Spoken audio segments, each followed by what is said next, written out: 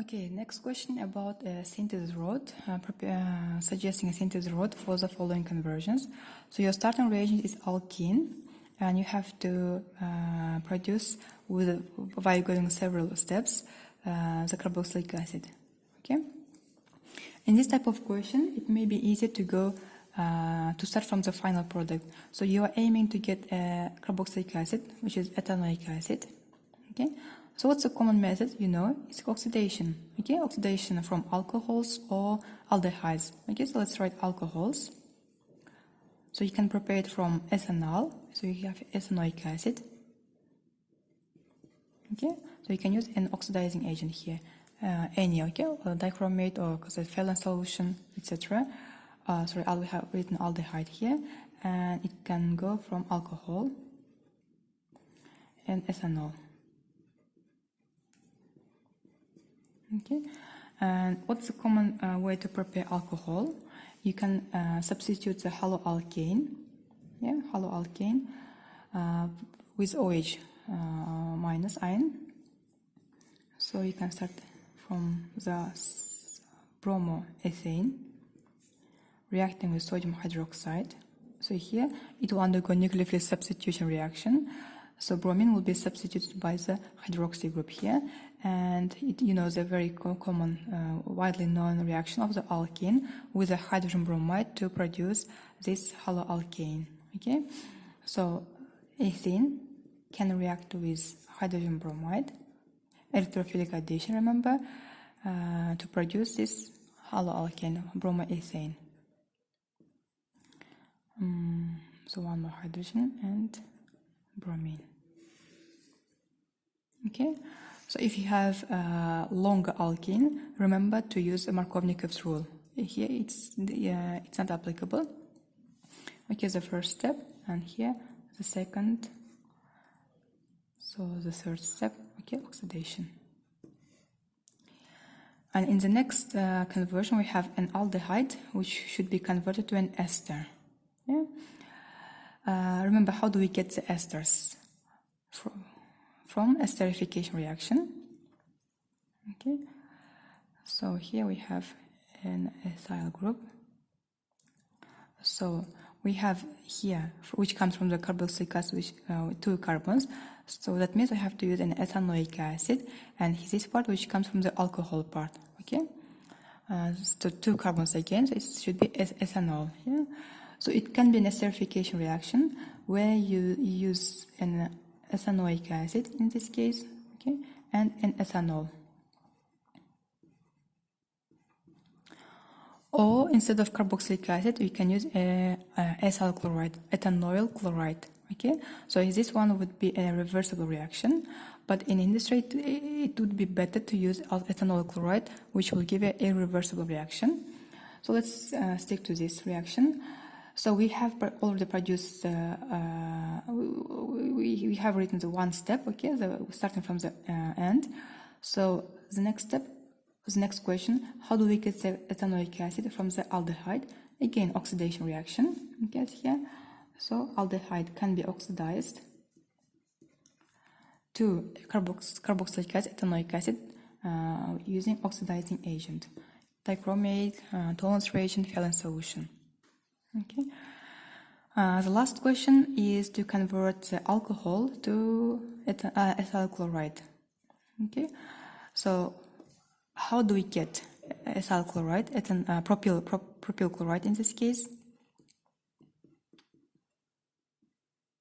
From the carboxylic acid using either thiol chloride or phosphorus chloride in dry conditions. Yeah. So we can get from the propanoic acid using phosphorus chloride in dry condition. Okay. The next question: how do we get this propanol from the propanoic acid from the propanol? Yeah, oxidizing agent. So if you use oxidizing agent with a propanol, it will lead to the carboxylic acid via aldehyde. So in the first step, you will produce a propanol and then propanoic acid. Okay, so that's why you have to heat it for longer and in excess oxidizing agent. Okay, next question, problem 2.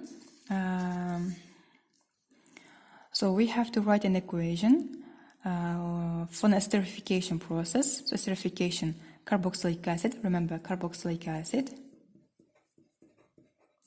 reacts with an alcohol,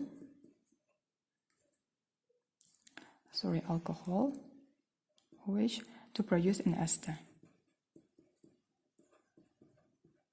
okay, in acidic condition. Okay, so our aim is to produce butyl ethanoate. So remember, the first part comes from the right side R here. Okay, so we have butyl, so 4 carbons, CH2, CH2, CH3. Okay, and the functional group CO, and ethanoate, so 2 carbons in total. So 1 and 1 more carbon, so 1 more methyl group. Okay, so you just have to break the structure into two. Into carboxylic acid and alcohol, yeah? So here, basically. Okay?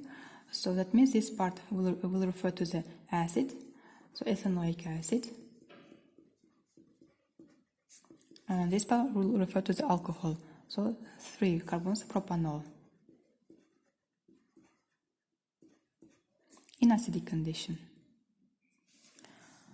Okay, so why this reaction has a drawback? So again, we said in the previous question, because it's a reversible reaction, so you have to control, making sure that it will go to the product side. Okay, another alternative would be to use an ethyl chloride instead of the carboxylic acid. Okay, so we can use ethanol chloride. Again, the same alcohol would be used.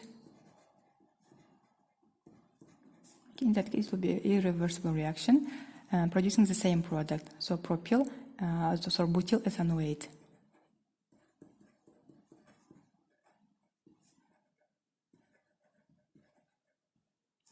And the condition should be dry because, you know, our ethyl chloride compounds, they are very sensitive to moist or water. Okay, last question. I think it's a very good question, which summarizes all the physical properties of all, not all, but many class of compounds. So here we have alkane, only containing carbon and hydrogen, no double bond, all saturated bonds. Alkane, here we have alcohol. And in here we have an aldehyde. And here we have a carboxylic acid. And here we have an ester. So 2 R groups here, ester. So remember, the boiling point will depend on the intermolecular force. So therefore you should identify first what kind of intermolecular force holds this substance together. Okay? So in alkane we have only carbon and hydrogen, no as a different element. So and you know the electronegativity values of hydrogen and carbon are very, very close. Okay, it's very similar. Therefore the compound will be non-polar, and which force holds these non-polar compounds? It's the van der Waals force. Okay, van der Waals force. So we have van der Waals force and dipole-dipole interaction. The 3 types, yeah? Dipole-dipole interactions and hydrogen bonding. So van der Waals force holds non-polar molecules. So if you have polarity in your molecule, it will be held by dipole-dipole interaction. And if you have hydrogen directly attached to either nitrogen, oxygen, or fluorine, it will be held by hydrogen bonding. And the strengths increase from top to bottom. So here we have a hydrogen directly attached to oxygen. Yeah. So alcohols are held by hydrogen bonding. Okay. Aldehyde. So although we have hydrogen here, but it is not directly attached to the oxygen, so therefore it will not be held by hydrogen bonding. But the dominant force will be a dipole-dipole interaction, okay, dipole-dipole interaction, because here we do have a polar part, okay, as a polar group in our compound, so the compound will be polar. The dominant force will be dipole-dipole interaction. Okay, the next one, in the next we do have a hydrogen directly attached to the oxygen, bonded by covalent bond, so therefore the carboxylic acid will be held by hydrogen bonding. And in ester, we do have a polar group, but we don't have any hydrogen bonded covalently to the oxygen. Okay, so therefore it will be held by dipole-dipole interactions. Okay, we do have a polar group here. So do you see if you have another molecule apart from hydrogen and carbon, okay, in most cases it will be a polar compound for the organic molecules. Okay, so therefore they will be held by dipole-dipole interactions. So now let's compare the strengths. The van der Waals force is the weakest one, so therefore the alkane will have the lowest boiling point. Okay, so the first compound, which is alkane, will have the lowest boiling point, and the next one, the strength comes to the dipole-dipole interaction, but here we have two, okay, dipole-dipole interaction, two compounds which is held by dipole-dipole interactions. And if you count the number of carbons here, they both contain 4 carbons. So therefore, we cannot say surely which one will have the higher boiling point. So, but we know that they will have similar, okay, similar boiling points. So aldehydes will surely have higher boiling points than alkane, but it will have similar boiling point with the ester molecule here. Okay. And the next one will be either alcohol or carboxylic acid, okay, because they both have strong hydrogen bonding.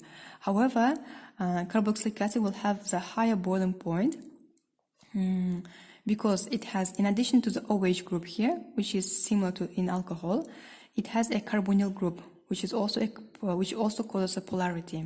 Okay. So do you see our polar group here is bigger than the alcohol polar part? Okay, and in addition, carboxylic acids, they can form more number of hydrogen bonding per molecule. Okay, so here we have only 2 lone pairs in the alcohol. I mean, only one oxygen, but in carboxylic acid we have one oxygen and one more oxygen, which comes from the carbonyl group, which also be used for the hydrogen bonding with each other. Okay, with another acid molecule. So basically it forms dimer. Okay, so alcohol will have the higher boiling point than ester, but lower boiling point than carboxylic acid.